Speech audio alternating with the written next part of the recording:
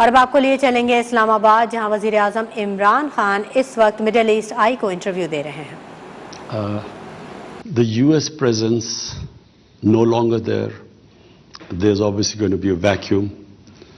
Who's going to fill it? China is obviously the emerging power. But the way we look at it is that, and having spoken to all the regional countries surrounding Afghanistan, everyone thinks that this is a great opportunity because Afghanistan is the trade corridor between all our countries. You know, I mean, Central Asian countries connected to Pakistan and the Indian Ocean through Afghanistan. It's a very important country in that way, and what we would really like is that it's no longer either you're in US camp or China camp. I feel that it should be what this whole region needs: economic ties, economic connectivity. That's what we are looking for. Which brings us on very quickly to the issue of sanctions, which is being talked about. Perhaps you could talk, what is your view on that? And give us a sense, as the neighbouring country knows more than anyone else, what is the situation on the ground in Afghanistan at the moment? Well, 20 years of civil war, devastation in Afghanistan. Basically, the government only functioned in the cities. Rural areas were more or less controlled by the Taliban. So now you have a situation, Taliban have taken over. Now, I would imagine there is a lot of, when you come into power after 20 years, in our case, we came into power after 22 years, you have a lot of problem dealing with people who have given a lot of sacrifices, or different sacrifices for my party, but in their case, with blood. Now, they would want to get placement in the hierarchy of the government. And yet the government is clearly trying to get an international acceptability. So it wants an inclusive government. It talks about human rights and not allowing its soil to be used for terrorism by anyone. And I think this is where the world, it's a critical point for Afghanistan. The world must engage with Afghanistan. Because if it pushes it away, within the Taliban movement, I would imagine there would be hardliners. And so it can easily go back to the Taliban of 2000, 20 years ago. And that would be a disaster. Because 20 years of the NATO presence, $2 trillion down the drain, hundreds and thousands of people dead. And if it reverts back to that sort of crisis, chaos there, fertile ground for terrorists like ISIS, which is actually a real worry for all of us, especially for Pakistan. I think that it would be a total waste. I mean, it would be, what has the US got to show after that 20 years? So therefore, a stable Afghanistan government, which can then take on ISIS, and believe me, Taliban are the best bet to get rid of ISIS. That is the only option left. Isolating them, sanctioning them is going to, apart from anything else, apart from the chaos, it is going to be such a huge humanitarian crisis. Half the population is below the poverty line. The UN thinks that by next year, 95% of the population will go below the poverty line. The government only depended, 75% of the government budget was foreign aid. So if they leave them like this, my worry is it could easily revert back to 1989 when the Soviets left and the US left, and 200,000 Afghans died in that chaos. And that's where Taliban emerged, in that chaos. So I think it's a critical time, and the US has to sort of really pull itself together, because people in the United States are in a state of shock. It seems that they were imagining some sort of a democracy or nation building or liberated women, and suddenly they find Taliban back, and I don't think they have sort of found their feet as yet. There's so much anger and shock and surprise, but unless the US takes the lead, we are worried here that chaos in Afghanistan, we are the country which will be affected more after that. What did President Biden say when you put these points to him, as I imagine you will have done? No, I haven't spoken to President Biden as yet. You haven't spoken to President Biden. Well, it's up to him. It's a superpower. You're the next door neighbour to Afghanistan. They've just spent it's in the situation you say. Whether the Americans like it or not, you have an immense influence on the country. And President Biden has not spoken to you. I find that absolutely astonishing. Our security chiefs have spoken. Our foreign minister has been in touch with the U.S. Foreign Secretary. But no, we haven't spoken. But we are in touch. All these things we have spoken to the U.S. that look. Are they listening to you? I think, at the moment, as I say, we're just watching the Senate hearing. There's shock in the U.S. They can't believe what has happened. They can't, because they were obviously misled. They were being told that democracy was coming and women are being liberated and this nation building and so on. They can't believe that Taliban are back in power, and most of all, that the billions of dollars spent on the Afghan army 300,000 Afghan army gave up without a fight. That's what they can't understand, because they were never given an accurate picture. I went to the US in 2008 and I spoke to the think tanks. Then there was Senator Biden and Senator John Kerry and Harry Reid. I spoke to them. I said, there will be no military solution. This is a quagmire. They talked about Iraq at the time. This was a much bigger quagmire. They didn't know the history of Afghanistan. So our army chief 2 years later went, General Kiani, he said the same thing to President Obama. He said, you are going to leave a big mess, we will have to deal with it, and you will not have a military solution. But unfortunately, I think they were led by the generals. And you know what the generals always say, what they've always said, give us more troops and we'll win, and more time. How do you assess how the Taliban have behaved since gaining power? I think, David, we have been so relieved, because we expected a bloodbath, and always when there's a civil war, a puppet government backed by foreigners like Soviets, like before them the British in the 19th century. When the Soviets left, there was a bloodbath. And we were fearing that in Kabul, when the Taliban came, and we thought there would be bloodletting of the sort of what happened after 1989. So it was peaceful transfer of power. So that was the best thing that happened. But also we felt that we would be blamed for this.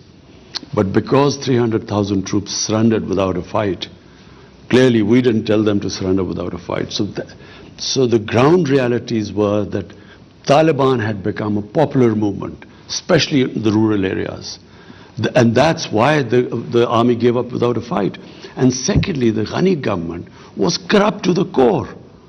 They were, firstly they were perceived as a puppet government, then corrupt. People, who was going to fight for them?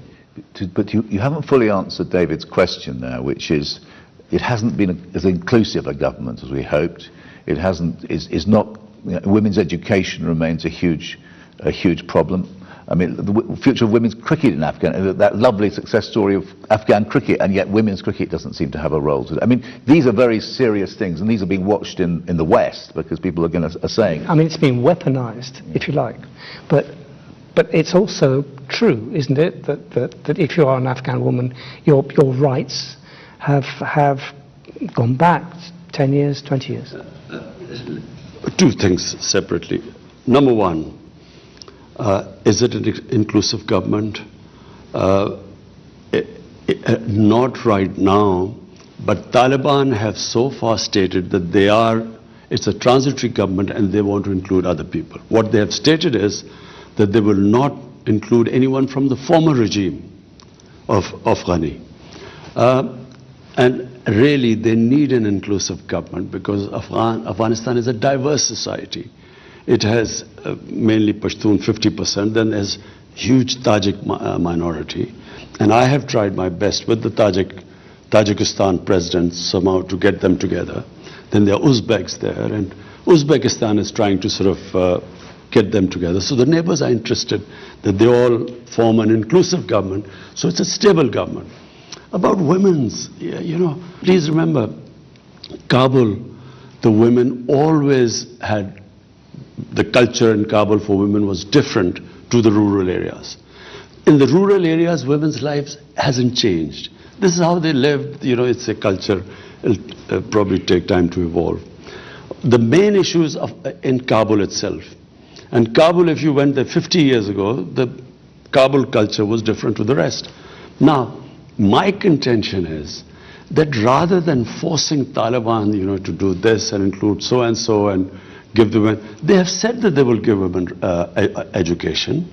They have said that they will allow them to go to jobs. In the Islamic culture, I don't think they should be pushed to the point where there is clearly within the Taliban sort of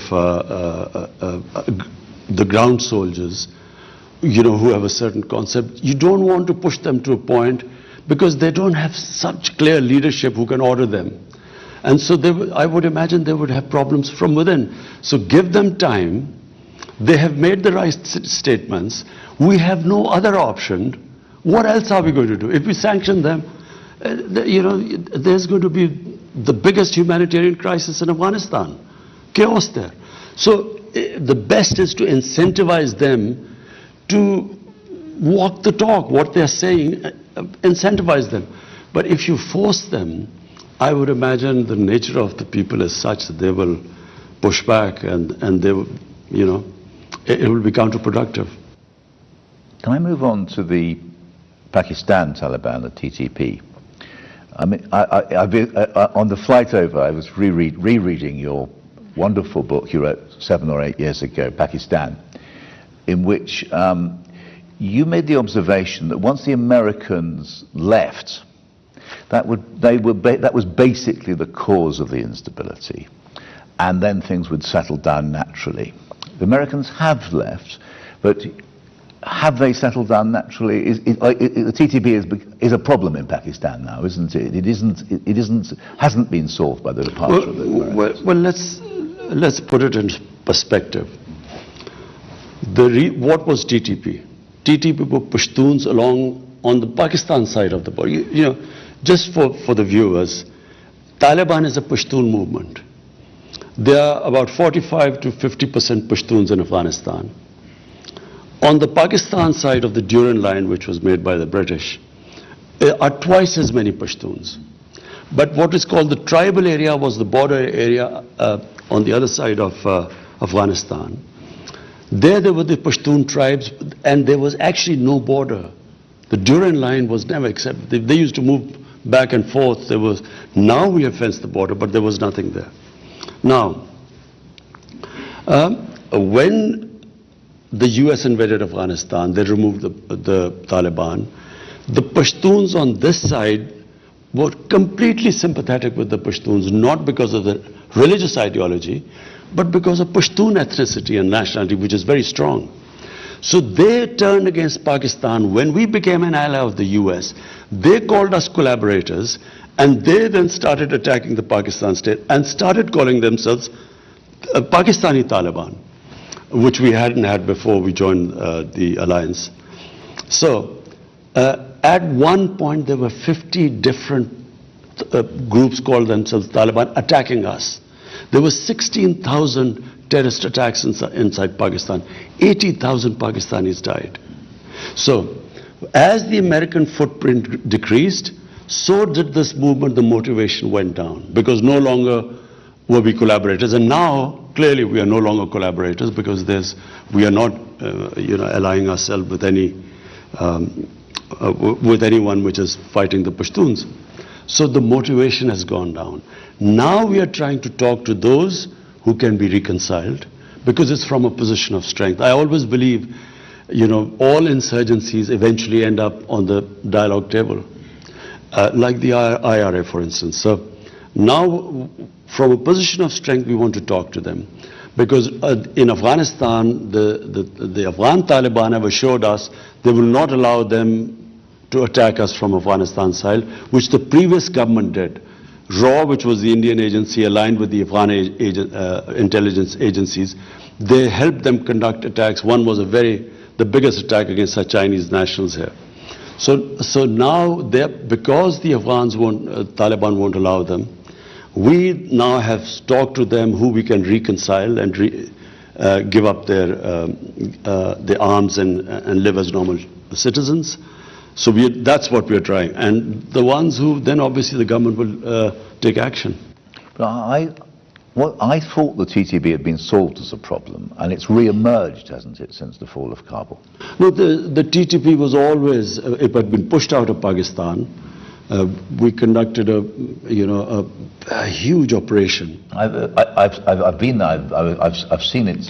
In North Waziristan. I very much remember presenting a wreath to the 5,000 or more martyrs who fought in that terrible conflict. But you're talking to people who have slaughtered tens of thousands of Pakistanis. It must be very, very tough, that. Remember, Peter, there were about 50 different groups. Motivations of different groups were different. A lot of these TTP were because of the collateral damage. In the Pashtun culture, in the code of honor, if a family member is killed by someone, they have to take revenge. And to take revenge, they used to join the other side. And there were 480 drone attacks in our tribal areas. Imagine the collateral damage that caused. And secondly, the military operations in a tribal area. Whenever army goes into civilian areas, there's collateral damage. In my opinion, in Afghanistan, the Afghan Taliban, one of the Afghan ambassadors told me here, he said most of the Taliban in Afghanistan who became Taliban were because of the collateral damage, night raids, aerial bombardment. Exactly the same situation was here. What is your view of the American use of drones now in Afghanistan? I think it is the most insane way of fighting terrorism. How do you, doing a drone attack in a village, mud huts, and expecting that there won't be other casualties. And a lot of times the drone attacks targeted the wrong people on wrong information. As we saw immediately after the fall of that terrible event, immediately after the liberation or the fall, how you carried it. Well, Peter, one of the reasons which sparked off, there were two attacks which sparked off insurgency, so-called Pakistan Taliban. One was in 2004 where they bombed some people who they thought were militants but were actually our own tribal people. And the next day they bombed the funeral where there were a lot of people gathering, and that's what sparked off anger there. Then they bombed, killed 80 people and said that they were all terrorists. They announced that they had killed 80 people. Turned out they had bombed a school and 80 children had been killed. So, and then a few days later, one of the parents then did a suicide attack in one of our army academies and killed 50 recruits. So I've been there, yeah. And this is how it just multiplied. So, the more collateral damage, the militants grew. And exactly same thing happening, night raids, humiliations, going into people's houses, not knowing their culture. And then aerial bombardment. So the Americans say to you, can we have a base in Pakistan to launch attacks on ISIS? What will you say? I think that they don't need a base here because we do not want to be part of a conflict again. Pakistan was the biggest collateral damage of Afghanistan. By joining the US, no country paid such a heavy price as us. 80,000 Pakistanis died. Our economy was devastated.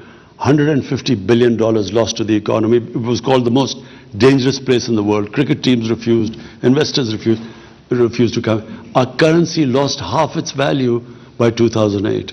So 3.5 million people internally displaced. We suffered because of that. And then rather than being appreciation for this, a country which had nothing to do with 9/11, which paid such a heavy price, we were actually scapegoated. Even now in the Senate hearing, they talk about Pakistani safe havens. There were 480 drone attacks. They see everything. They even spotted vehicles down there. How would they not spot these safe havens? So, I thought we were very unfairly scapegoated for, what was obviously clearly a big failure in Afghanistan. What role do you expect China to play in Afghanistan, and how would you typify Pakistan's relationship with China now? David, the Pakistan-China relationship is 70 years old. And it is probably one relationship which has stood the test of time. I mean, in all our ups and downs, China stood with us. In all different, when I'm talking about these drone attacks and the terrorism in Pakistan because we joined the US, I mean, our economy, our debt in 10 years, 2000 to 2018, it went up 4 times. From the total debt accumulated till 2008, in the next 10 years, it went up 10 times. So, who was the country that came to help? We were going belly up. It was China who helped us. And so, therefore, our relationship in that sense, people remember, you always remember those who helped you in your difficult times. It does. Why? The Uyghurs. I mean, there's no question that you are a senior Muslim leader, global, and you have been silent about what, at the very least, is a serious suppression of a Muslim minority in a neighboring country. Why is that? You see, Peter, I find these selective pronouncements on human rights, I think it is so immoral. Now, China is one neighbor, the other neighbor is India. In Kashmir, there are 900,000 troops who've put 8 million Kashmiris in open prison. They have over 100,000 Kashmiris have died since 1989. The way what they are doing in Kashmir right now, and the UN reports saying what they are doing. Not one word of criticism in India, not just that, what they are doing to the minorities in India, to the Muslims in India, Muslims in Assam, the laws they have passed. It's a total racist government. Now, what I find so... We're going to come... Kashmir is a very serious subject. We really want to come on to that. But no, but Peter, I'm following from there. Now, they want us to criticize what's happening to the Uyghurs. We have spoken to China. The Chinese have given an explanation what is happening there. And our relationship with China is such that we have an understanding that between us we will talk to each other, but behind closed doors, because that's their nature, their culture. We do not talk about it in public. But in public, all I want to say is that why is there not such indignance about what is happening in Kashmir by the same countries that want us to talk about the Uyghurs? And my second point was also is, Peter, that there's the whole Muslim world is in turmoil. You go on from Syria to Yemen to everywhere, the Muslims dying. We, as a government, decided that our main focus right now should be a disputed territory between Pakistan and India, where all these human rights violations are taking place. Let the world take notice of that first, then we will talk about other violations of human rights. On Kashmir, the world seems to regard Kashmir as a Pakistan national interest, and you regard this as above all as a human rights issue. How can you separate the two agendas and get the world to focus on what's actually happening in India-controlled Kashmir? You see, David, Kashmir was a disputed territory between Pakistan and India, and this was confirmed by 2 United Nations Security Council resolutions, which said that the people of Kashmir will be allowed through a plebiscite under the UN auspices to decide whether they want to be part of India or Pakistan. Now that right was never given to them. But worse, in 2019, 5th August, they had the special status until this right of self-determination was given to them. They took away the special status. And they clamped down on them by sending these 90,000 troops there. And basically Kashmir is an open prison. Now, our problem is that we are not now talking about it as a territorial issue. We are simply talking that allow the Kashmiris, and we in Pakistan have given them the other option. They don't have to come either to Pakistan or India, just their right, democratic right, if they want to be an independent country. So this is where it is. India, clearly the ball lies in Indian court. What do they do now? They cannot indefinitely have put these people in an open prison. Because having taken this step, I don't know what they expected. They are now trying to change the demography of Kashmir by bringing settlers from outside, which was also in the constitution provision prevented this from happening, that settlers would not be allowed to settle in Kashmir. And then the Geneva Convention, it states clearly that you cannot change the demography of an occupied country. You know, until that status is clear whether they're part of India, you can't change the demography. So they are actually trying to convert them from Muslim majority to a minority. How dangerous a situation? It's been rather forgotten because so much else has been going on. But how here we have two nuclear powers at odds with each other, and there's fighting almost all the time, isn't there, at a low level? You know, how dangerous a situation is Kashmir? Peter, if you look at the flashpoints, probably the nuclear flashpoint right now in the world is Pakistan, India. Because nowhere else is there such a situation where there are two nuclear armed countries who've had 3 wars before they were nuclear armed. So we haven't had a war since then, so because of the deterrent. I think as a 13-year-old you wanted to join up, didn't you, in 1960? I still remember. 65, yes. I still remember that. But I feel that, you know, we had this little skirmish when there was a suicide bomb which went off in Kashmir. Indian soldiers were killed, and they blamed us. We kept saying that we will give us any evidence, and we will hold those responsible. We will take them, but have them punish us, even give them to India. Rather than giving us evidence, they bombed us. Fortunately, there was no loss of life. So, you know, Pakistan also retaliated, again bombed somewhere, and then they shot down an Indian plane. So in that situation, I mean, I as a chief executive felt it could have gone anywhere. We immediately returned the pilot, you know, was shot down to cool down things, because once 2 nuclear armed countries get into the situation like we did, it can go anywhere. So I think I actually addressed the United Nations too, and told them that, look, you came into being to stop this sort of thing. There's an unresolved issue. It's your own Security Council resolution.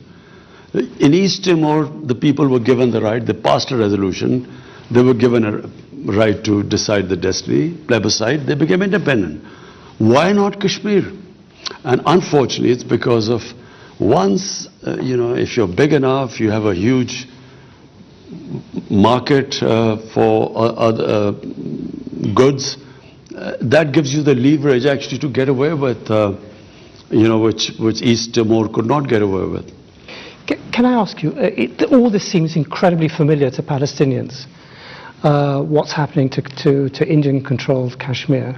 It's almost as if Israel has given India the template, although that's probably a very crude way of putting it. But how dangerous is the liaison between Israel and India right now? I feel that, well, they are very close, you know. I mean, should we read anything into it that Narendra Modi visits Israel and then he comes back and clamps down on Kashmir and, you know, the events of 5th August 2019, do we think that he got his instruction from there? Because that's what Israel has done. They have just built such a strong security apparatus, and they just crush anything They will send people in, they will kill, assassinate, and then they have total immunity. They, whatever the United Nations General Assembly says, they have complete confidence in the veto power which the US has in the Security Council. So they get away with anything. And I feel that India feels, because now it is being used, or it is considered a bulwark against China, they are now part of the Quad. I feel it's the same thing. India can get away with anything. My whole point is that when they ask us to comment on human rights elsewhere, the worst human rights violation is in Kashmir. Nowhere, maybe in Israel, but nowhere are things as bad as they are in Kashmir. Were you pressurized by any Gulf country to recognize Israel? No, we weren't. No one pressurized us. In any case, Pakistan is a democratic country. There's no way we can take a decision without carrying our people with us. So there was at no point did someone whisper in your ear and say, why don't you join? This is the incentive for joining the Abraham Accords. No one did. I wonder if I could change the subject and quote what I think are very prescient words from your book about Islamophobia in Europe. The ascent of right-wing anti-immigration parties in Europe, the misleading and sometimes downright sensationalist reporting against Muslims in the right-wing Western media, France's ban on the burqa, and so on. Nothing's got any better, as it has it over the last 7 years since you wrote those words. Peter, look, the problem is, and I blame the Muslim leadership for this too. So first, why did the Muslim leadership allow terrorism and Islam to be connected? What has Islam got to do with terrorism? Just now, this Indian variant of this COVID-19 came across, devastating the world. But the Indians said, look, don't call it Indian variant, call it Delta variant. Well, quite right, because why should sort of any virus be associated with any nation? Similarly, why should terrorism be associated with any religion? No religion would promote terrorism. So after 9/11, connecting Islam and terrorism, and then saying radical Islam, as if there's some radical Islam which promotes terrorism. There is only one Islam, and that is of our Prophet Muhammad, peace be upon him. In Muslim communities, like every human community, they are moderates, they are radicals, they are liberals. If I first went to Britain, when I first went there were these guys called skinheads. They would beat up people who was a Paki. They would beat them up. Imagine if I looked upon the British societies through what the skinheads were doing. You can't define a religion or a human community by just concentrating on their extremes. So these people are like, we have our fanatics, like the gunman who walks into New Zealand walks and shoots down 50 worshippers. So when you say radical Islam, so for the man in the street in the West, how is he going to distinguish between a moderate Muslim or radical Muslim? How does he distinguish? So all Muslims become a target. This is what Islamophobia is. After 9/11, any incident happened, because I would spend more time in Britain because my children were young there, so I would go and see them. And it was like people would pray when some terrorist attack took place. Immediately the Muslims would pray, I hope it's not a Muslim, because everyone got branded. After 9/11, I never forget, this journalist called me up and he said, aren't you ashamed of being a Muslim? 1.3 billion people responsible for 19 fanatics or terrorists. I think I'm right in saying that was Martin Bashir who rang you up. Yes, not the best of the journalists, but he called me up. I was so shocked by it. So this is the problem, what has happened. What is Islamophobia? People do not realize radical Islam, moderate Islam. In the Western, how does a man in the street? So all Muslims then, and especially anyone who has a sort of symbol of Muslimness, like wearing a head cover or a beard, although by the way, beards have become quite fashionable now. I hear everyone trendy wears a beard now. But so they became targets and they got insulted. I'm not talking about people who got beaten up or, killed. I'm talking about normal people being abused in the streets in the Western countries just because they look Muslim. So I think it was very unfair. We Muslim leaders should have talked about it, de-linked Islam and terrorism. And secondly, there's this other thing which started with Salman Rushdie. People in the West do not treat religion like we do. They cannot understand the love, respect, reverence we have for our Holy Prophet, peace be upon him. People love him more than anything. Respect and love for him is paramount in our religion. I know how, religion is treated in the Western countries. When I went, there was this Monty Python's flying circus about Jesus Christ, Life of Brian, and I was so shocked. I had never seen anything like that. But people in the West would say that is a difference between the Muslim world, I've heard them say, and the West, i.e. the West supports free speech and Muslims don't. And but Peter, that's what I'm trying to say. So I know the difference. I know how the West treats religion. But I also know how they live their religion and the place of the Holy Prophet. They can't understand it because of their view. So it was up to us to make them understand. That look, you can write, there's so many interpretations of the life of the Prophet, Western interpretations, no one comments on it, but don't ridiculous him, don't mock him, don't insult him, which is what Salman Rushdie did, and the West didn't realize. But what he said was the most insulting thing for Muslims. It was the most, it is the most degrading thing to the things he said about our Prophet. Therefore, it was a question of we Muslim leaders should have explained to the West that, look, just like, and I quote this, Holocaust, it caused a lot of pain to the Jewish community. So, even interpretations which do not, which are not misinterpretation of Holocaust, I mean, there are countries in Europe where there's a jail sentence for that because it causes pain to them. All I wanted them to understand is no one should be allowed to cause pain to human communities if we have to live in a sort of global village. Therefore, we Muslims must every human community must define what gives them pain. This is what gives us pain. So all you have to do is not mock and ridicule and insult it, our Prophet, but their interpretations. You can write history. I read his historical books all the time by the Western writers about Holy Prophet and their interpretation, which we don't agree with, but no one objects to it. But it's not just skinheads beating up Muslims, in your phrase.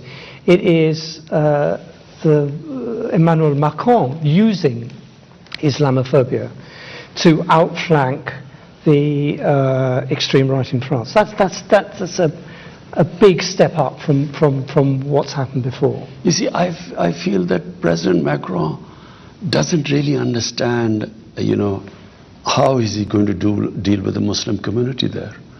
Unless he understands that, there will be this vicious cycle. There will be someone who will, again, as I said, insult our Prophet. Among the fringes, there will be an over-the-top extreme reaction, even stabbing or something. That then will raise outrage in the French society, saying, look at these people, they don't understand our freedom of expression is like our religion. They will react like that. Police will clamp down on mosques and something. They will then marginalize the Muslims more. From that marginalized community will again someone do it. So they are caught in the cycle. And to get out of it, all they have to do is, there must be an understanding that, look, if either you decide to expel all the Muslims from there like Spain did in 1492, or there must be some code of existence together. In Pakistan, we have this blasphemy law.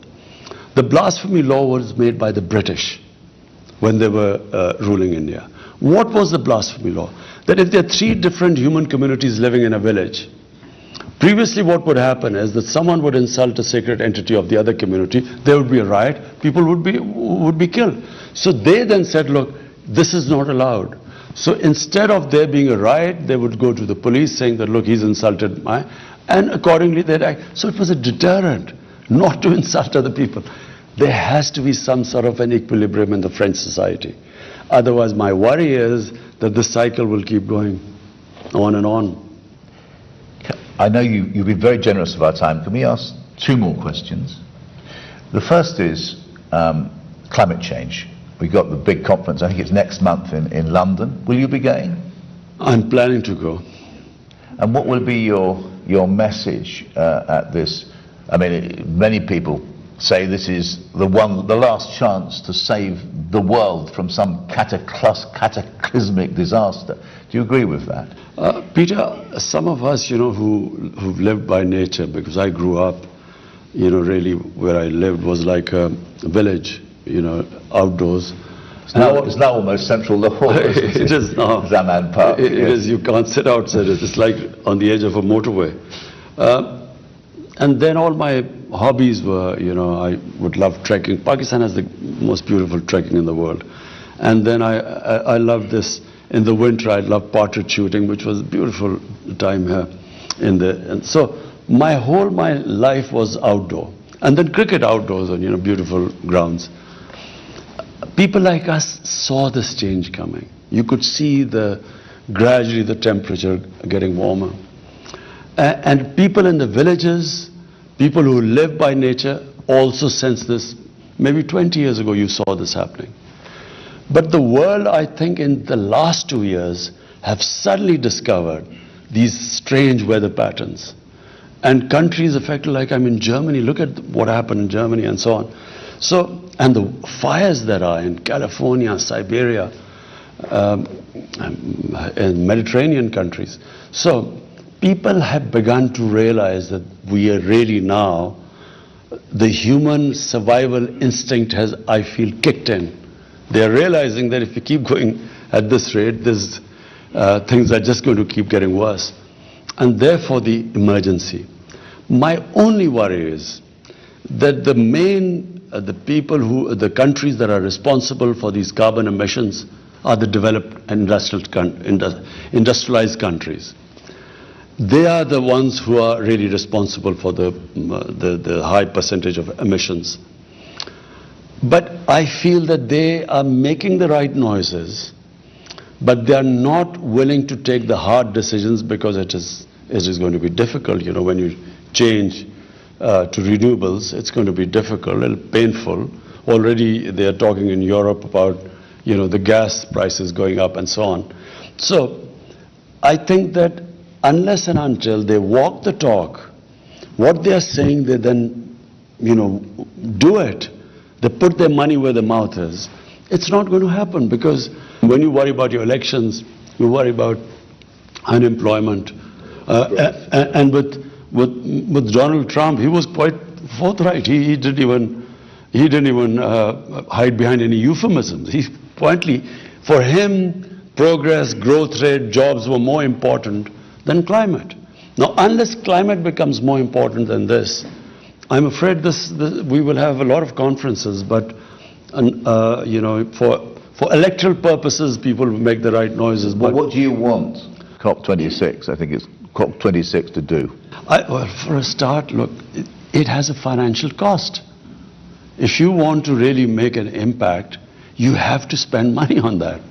So clearly, countries like us, we're punching above our weight. We're planting 10 billion trees in this country. 10 billion now. 10 billion. We started 1 billion. We achieved that. We planted 2.5 billion right now. We are on our way to 10 billion. And then we are cutting down, we had coal power plant in the schedule. We scrapped that. And there's one going, which if we get some funding, we're willing to change that to renewables. And then we're trying to preserve, we're making different ways of preserving, our water supplies and increasing our oxygen, cleaning our rivers. Whatever we do, unless the richer industrialist countries, unless they take steps, I'm afraid, we don't, our contribution to emissions are negligible, about less than 1%. To move on, finally, apparently you used to be a cricketer. England, the ECB cancelled a 5-day tour of Pakistan against the advice of the British High Commissioner, apparently. What was your reaction, given that all that Pakistan had done for English cricket in the last 2 years of those 2 tours, they come to the rescue during COVID, and then the English Cricket Board just cancels with no real... what did you make of that? What message did that send? Well, I've seen the evolution of Pakistan-England cricket ties over the years and with the other countries. I think that there is this, still this feeling in England that they do a great favor to play with countries like Pakistan. One of the reasons is that obviously the money is a big player now, for the players as well as for the cricket boards. Indian cricket board now is the richest cricket board in the world. The money lies in India. So India basically now controls world cricket. I mean, they do whatever they say go. No one would dare do that to India, because they know that the sums involved, India can sort of produce much more money. So therefore, I felt that it was, I think England let itself down. I didn't criticize, I didn't say anything. But I think England let themselves down, because I expected a bit more from England. I did not expect them, just unilaterally without even consulting anyone. And of course, the biggest worry of protection of the foreign teams is for us. Imagine if something happens in Pakistan to a team, we are responsible. And we have one of the best intelligence agencies in the world. So I checked thoroughly. We had completely secured everything. I mean, even the New Zealanders, they got scared and they left. But in the end, I didn't really comment on it. I think the teams let themselves down. I think New Zealand let itself down by just from the stadium cancelling a tour on something which we know was a fake news, which was initiated by some Indian through Singapore. We know that. And, they got worried and they left. And then England, without even consulting anyone, they left. I think England let themselves down. And let Pakistan down too, because it's very important, isn't it, that after the terrible events a decade ago with the Sri Lankan team, that you've had this long period of coming back to world cricket, and then suddenly at the very last minute for England to turn their back on you, it was a kick in the teeth, wasn't it? It was disappointing, but I think England should analyze what they've done, the England team. They should ask themselves the question, what would they think if some country did that to them? That when they were finally, and they had gone to that country in difficult times when no other team would tour, and Pakistan went to England at that time when there were COVID restrictions. And then, how would they have felt if it had happened to them? Thank you very much, Prime Minister.